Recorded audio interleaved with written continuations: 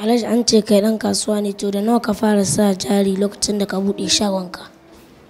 To malam Mahir, abinda na faɗa shine ni na fara daga lebura ne, ma'aikacin wani, ban sa jari a kasuwa ba. Abinda kawai na faɗa shine lokacin da na fara zuwa kasuwa, wato na zauna a ƙarƙashin wani mutum da ake cewa Alhaji su dan mai kunu. Shi Alhaji su dan mai kunu yana sai da lemu ne irin na kwalba, Coca-Cola da danginsu, shi dila na kamfanin a lokacin. So ya ɗauke ni kuma yana sai da wani abu da ke cewa kunun zaki. To wannan kwalaban da ake zuba kunun zaki ana wanke su saboda gobe a sake zuba wani sabo. To ya ɗauke ni a lokacin ina farkon abin da na fara yake nan ne a kasuwa. Za a zo a sani na akwai wani burushi da ake wanke kwalaba da shi. To aiki na kenan a sa wannan kwalaba a ruwa, a sa burushi a wanke ta, wanda shi na fara yin aiki. A lokacin ban taɓa riƙe naira ɗaya a rayuwata ba.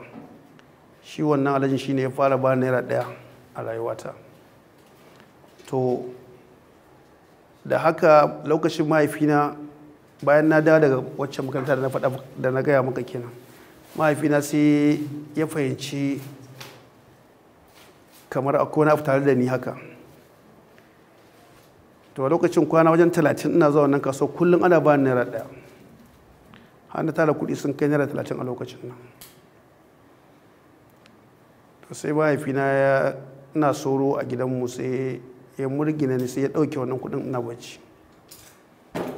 To har na shiga damuwa cewar na san na tara kuɗi, ban gaya kowa daga inda nake zuwa kasuwa ba, kuma ban gaya kowa me nake yi ba, da babata da babana duk ba su sani ba. To sai da wannan abin ya faru, to sai aka ga wannan kuɗi. Na shiga damuwa har babana ya kirawo ni, ya ce na faɗa masa damuwa ta, ya ce to ga kuɗin ga su, ya aka ka samu kuɗi. To sai ne masa bayan, ina zuwa gidan wani rumfa Alhaji su dan mai kunu a kasuwa Sabon Gari, gashi shi ya bani wannan. To babana ya mun, ya ce ba zai hana zuwa kasuwa ba, kuma ya mun nasiha cewar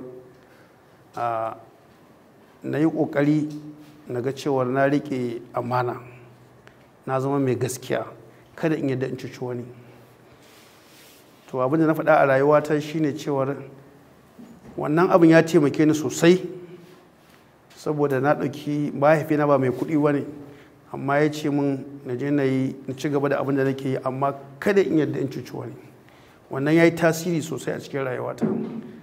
Ya zama cewar na yi fice a cikin 'yan uwana a lokacin yara matasa da yawa, waɗansu suna samun su rigingimu, amma Allah ya kiyaye ni saboda na ɗauki magana da babana ya mun cewa kana yadda in cuci wani, kuma ban cuci kowa a lokacin ɗin ba. Don haka ba a ban jari na je na fara da kasuwa ba. Wannan kalmomin da mahaifina ya mun su ne nake ɗauka su ne jari na, saboda na rike, na je na tsaya na yi gaskiya, har mutane suka amince da ni, har na zama ɗan kasuwa. Wannan shi ne abin da ya faru.